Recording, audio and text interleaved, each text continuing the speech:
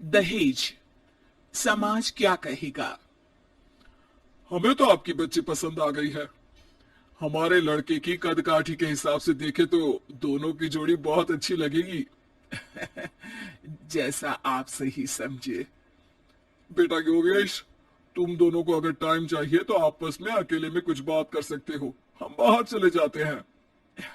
जी पिताजी, जैसा आप कहें। योगेश और सविता को अकेले वक्त देकर सब वहां से चले जाते हैं। चाय कैसी लगी। चाय भी अच्छी लगी और आप भी। सच में। हाँ, मैंने तो फोटो देख के ही हाँ बोल दिया था। मुझे भी आप अच्छे लगे। आपको कुछ पूछना हो तो पूछ लीजिए, जैसे खाना बनाना आता है या नहीं, घर के क्या क्या काम कर लेती हूँ, वगैरह वगैरह। वो तो मेरी माँ आपकी माता जी से पूछ ही लेंगी। वो मेरा डिपार्टमेंट नहीं है। इधर योगेश और सविता जिंदगी भर का साथ जोड़ने की बात कर रहे थे। उधर सविता के पापा योगेश के पिताजी के सामने हाथ जोड़ के खड़े थे। देखिए, हमारा बेटा पढ़ा लिखा है, अच्छी नौकरी करता है। उसमें जितना पैसा लगा है कम से कम उतना तो मिलना चाहिए ना। 10 लाख से कम में तो नहीं हो पाएगा। बेटी हमारी बहुत होनहार है और 7 लाख भी तो कम नहीं होते हैं ना जी। अगर आप हमारी बेटी को शादी के बाद काम करने देंगे तो 3 लाख तो 6 महीने में ही कमा लेगी। हमारे घर में ये सब नहीं होता। औरतें घर संभालती हैं और आदमी बाहर के काम। जरा मेरी बात तो समझिए। एक कार देने के बाद 10 लाख रुपए नगद देने में हमारी कमर टूट जाएगी। और इसके अलावा टीवी फ्रिज तो देना ही पड़ेगा। शादी की तैयारियां, मेहमानों की पूछ परख, बारातियों का स्वागत। बेटी की शादी में बाप पर बहुत दबाव होता है जी।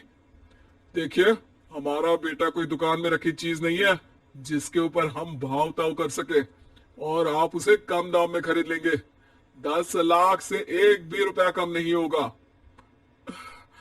ठीक है, जैसा आप कहे जी, पर आधा पैसा अभी और आधा कन्यादान के वक्त दे देंगे। अरे, इसमें भी किश्त मांग रहे हैं आप? हमने तो सोचा था कि अच्छा परिवार होगा आपका। अच्छा ही परिवार है देवनाथ जी, पर पैसों की थोड़ी तंगी है ना, वरना सब ठीक ही है हमारे परिवार में जी। देवनाथ वहां से अपने बेटे योगेश को लेकर चले जाते हैं और कुंडली मिलवाई जाती है। 36 में से 32 गुण मिलते हैं। जल्द ही शादी का मुहूर्त भी निकल आता है।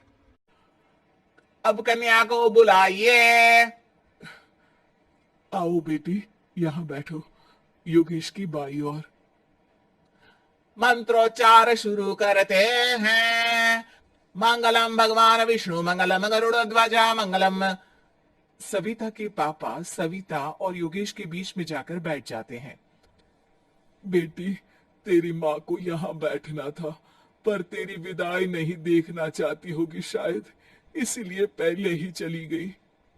बाबा, हंसी खुशी का माहौल है। रोने का समय तो विदाई के वक्त होता है ना, तब ये इमोशनल अत्याचार कर लेना। अभी तो मुस्कुराइए, कैमरा आसपास ही है। तभी पीछे योगेश के पिताजी आ जाते हैं। अभी तक पैसे नहीं आए आपके यहाँ से? उठा लूं क्या बेटे को? आते ही होंगे।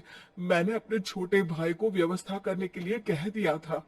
और तो जल्दी कराइए ना, वरना देर हो जाएगी। समझ रहे हो ना आप? योगेश और सविता दोनों एक दूसरे की तरफ देखते हैं।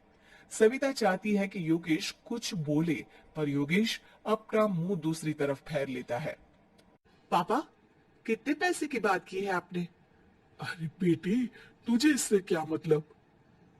मेरी डील की है ना, तो मुझे तो पता ही होना चाहिए। कन्यादान की विधि शुरू करेंगे। तभी योगेश के पिता वापस वहां आ जाते हैं। पैसे देते हैं या बेटे को उठवा लूं? मैं आपके हाथ जोड़ता हूं जी, थोड़ा सा इंतजार कर लीजिए। देवनाथ वहां से चले जाते हैं। तुम अपने पिताजी से कुछ कहते क्यों नहीं? उनके सामने कोई आवाज नहीं उठाता।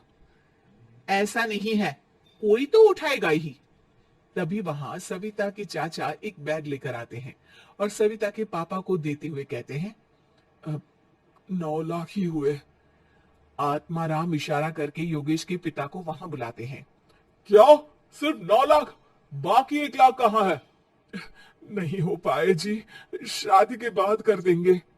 अरे आप बात से पलट रहे हैं। जल्दी से अभी के अभी पूरे पैसे लाइए, वरना बेटे को उठाऊं क्या? देखिए मैं आपके पांव पड़ता हूं। रुक जाइए पापा, रिश्ते हाथ पकड़कर जोड़े जाते हैं, पांव पकड़कर नहीं। बेटी तू चुप रह। नहीं, ये कब से बस कह ही रहे हैं कि उठवा लूं, पर कोई उठ ही नहीं रहा। लो मैं ही उठ जाती हूँ। बेटा अपशगुन हुआ। दहेज लेना सबसे बड़ा अपशगुन है, पाप है, पाखंड है। और योगेश, तुम्हें मैं पसंद हूं तो कुछ बोलते क्यों नहीं? और तुम्हारे पिताजी, अरे देवनाथ जी, आपके नाम में ही बस देव है, काम तो आपके असुरों जैसे हैं। पर गलती आपकी नहीं, गलती मेरे पिताजी की है, जो आप जैसे लोगों को घर की दहलीज पे चढ़ने देते हैं। लेकिन एक बात साफ है, मैं आपके घर की दहलीज कभी नहीं चढ़ूंगी। अरे बेटा, समाज क्या कहेगा? यही कहेगा कि सविता के भीतर की मां दुर्गा जाग गई थी, जिसने पापा के खिलाफ, गलत के खिलाफ आवाज उठाई। आसपास के लोगों ने जोरदार तालियां बजाई। समाज की तालियों से पता चला कि समाज क्या कहेगा। समाज ने सविता की बात को स्वीकार भी किया और उसको अपने सर आंखों पर भी बिठा लिया। सविता के पिता में हिम्मत जागी और उन्होंने कहा, देवनाथ जी, आप कह रहे थे ना बेटे को उठा लूं क्या? उठा लीजिए। हमारी बेटी को आपका लड़का पसंद नहीं है और हमें आप